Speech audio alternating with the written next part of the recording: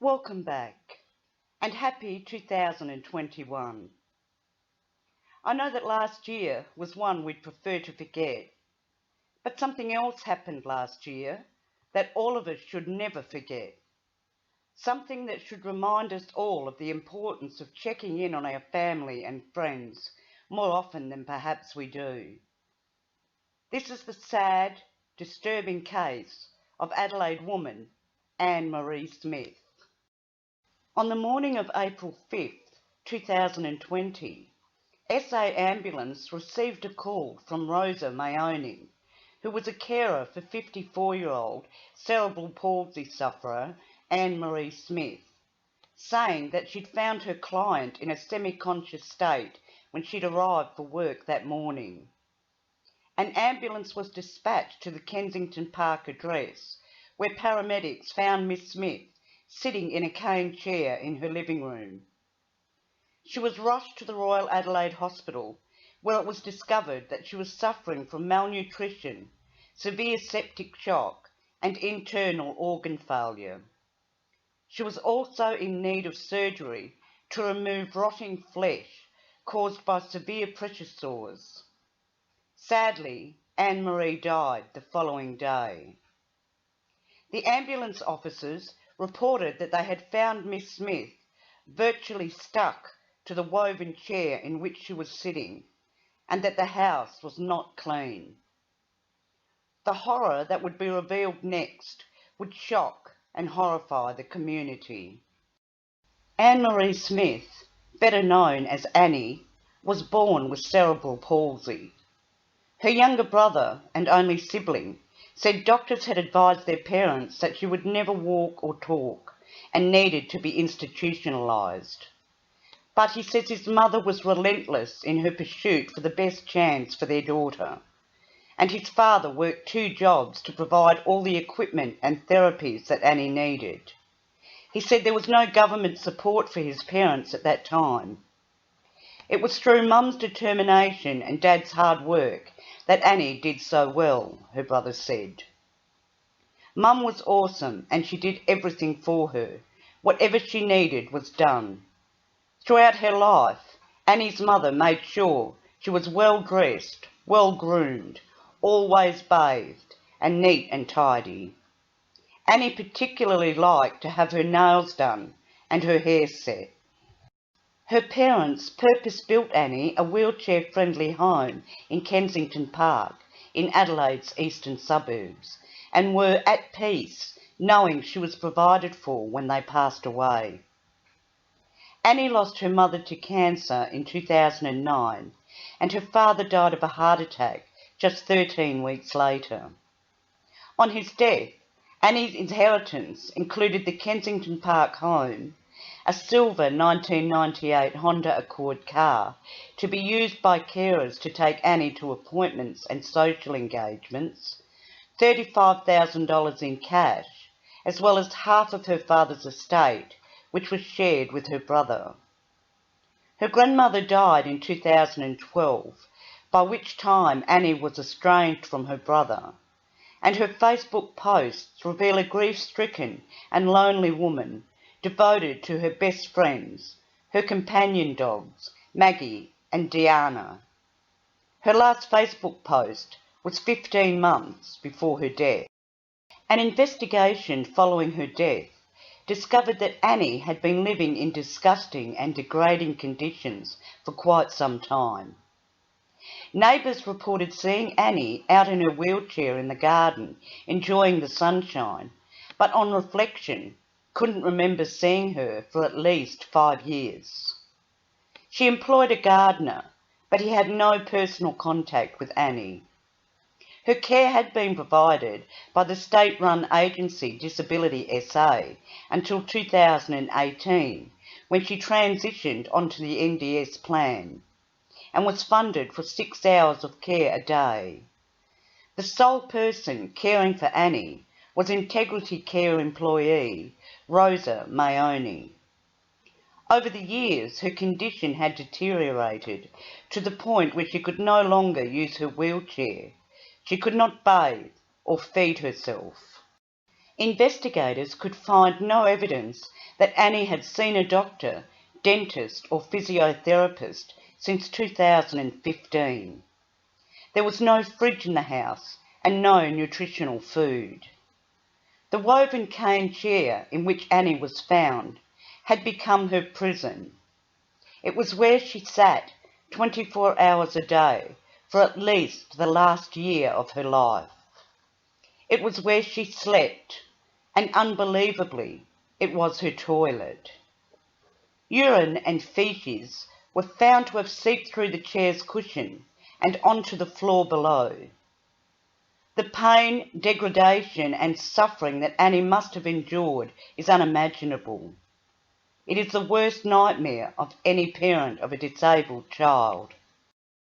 A visually affected Detective Superintendent Des Bray reported that an investigation into Annie's death had begun. In the Royal Adelaide Hospital from profound septic shock, multi-organ failure from severe pressure sores, issues connected with her cerebral palsy, and as well was found to be suffering from malnutrition. Her death is now the subject of a manslaughter investigation. She was living her days and sleeping at night in the same woven cane chair in a lounge room for over a year with extremely poor personal hygiene and, as I say, unable to care for herself. That chair had also become her toilet, and there was no fridge in the house, and investigators weren't unable to locate any nutritional food in the house. Integrity Care SA sacked Rosa Mayoni on May 18th, just days after a police manslaughter investigation was announced. It later emerged that Mayoni, 69, was not a registered carer at the time of Miss Smith's death. She had only applied for a Department of Human Services screening check 9 days after Miss Smith died. It was approved and then reversed when it was discovered that Mayoni had been banned in 2013 by domiciliary care over unproven allegations that money had gone missing from a client's home. As well as the manslaughter investigation, the case resulted in a state-level task force on disability care and an inquiry into the failings of the National Disability Insurance Scheme. The inquiry found that the preparation and approval of Miss Smith's care plan involved no face-to-face contact and no observation of the setting in which she lived. Neither of the delegates who approved Miss Smith's statement of participant supports under the Act in her first plan or her second plan had a face-to-face or any meeting with her. The inquiry found that such contact may have allowed a greater focus on or awareness of Miss Smith's vulnerability and risk factors in the preparation and approval of her plans. The inquiry recommended sweeping changes to the oversight of vulnerable National Disability Insurance Scheme recipients, including that participants have more than one care worker, and that the Commission should consider forming its own community visitor scheme to monitor such people. Detectives searched Mayoni's Hectorville home, along with another property at Banksia Park. The care provider which employed Rosa Mayoni was also searched, and papers and electronic documents relating to Miss Smith's care were seized.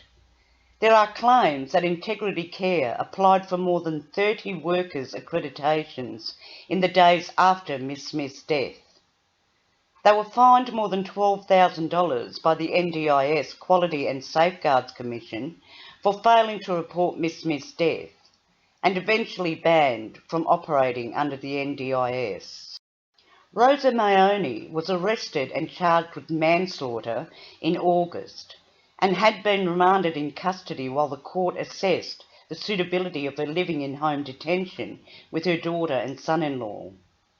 Home detention was granted under the conditions that Mayoni, who was also known as Rosemary, will be banned from working as a carer, will have to surrender her Italian passport, and will be prohibited from applying for an Australian passport.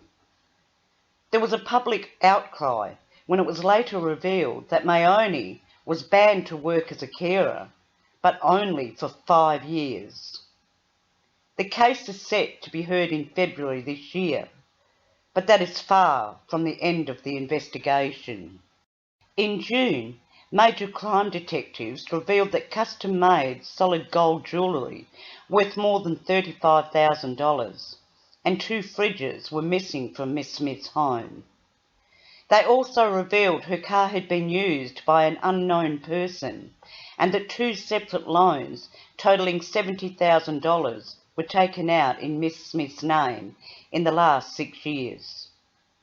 Police have previously revealed a large cash inheritance was steadily drained from her bank account, while the proceeds of the 2 loans had vanished. Major crime detective Superintendent Des Bray revealed Miss Smith's car, which was registered in her name, had been used multiple times between 2015 and her death, and had incurred 4 traffic expiations, racking up a total of $2,161 in fines. Superintendent Bray said the fines were paid from funds from Annie's bank account, and the speed and red light camera images did not show who was inside the vehicle. It was never provided to be a car that carers or other people could use as their own vehicle. You should be treating Annie just like you treat your mum. And I just find it inconceivable that she could receive the treatment that she did, or that she could be exploited in any way, shape or form. Witnesses reported seeing a man drive into Annie's garage earlier in the year, uncover Annie's car before covering his own and driving away in Annie's. The same man returned the car shortly before Annie's death. Superintendent Bray has called on anybody who saw the person who took Annie's car or the type and make of the car that he left behind to come forward. Police are also seeking information about a middle-aged man and woman who they believe visited Annie's Kensington Park home regularly during October and November in 2018. They are also seeking a hairdresser who Annie went to in Norwood and who visited her at home. Her name is Pat, and Superintendent Bray says if Pat's out there and listening, he'd encourage her to contact Crime Stoppers. Bray says the financial investigation remains ongoing and will take a considerable time to complete. In May, a cane chair, like the one Annie was left in day and night, was placed on the steps of South Australia's Parliament House. Candles, flowers and a photo of Annie sat beside it. Hundreds of people tuned into a live broadcast event organised online by disability advocacy groups and individuals to honour Annie. The event was hosted by Paralympian Katrina Webb, who also has cerebral palsy. Katrina said, "We're holding this vigil to remember Anne-Marie and to tell the world we stand against violence, abuse and neglect in all forms. We also remember other disabled people who have also died as a result of violence, abuse and neglect."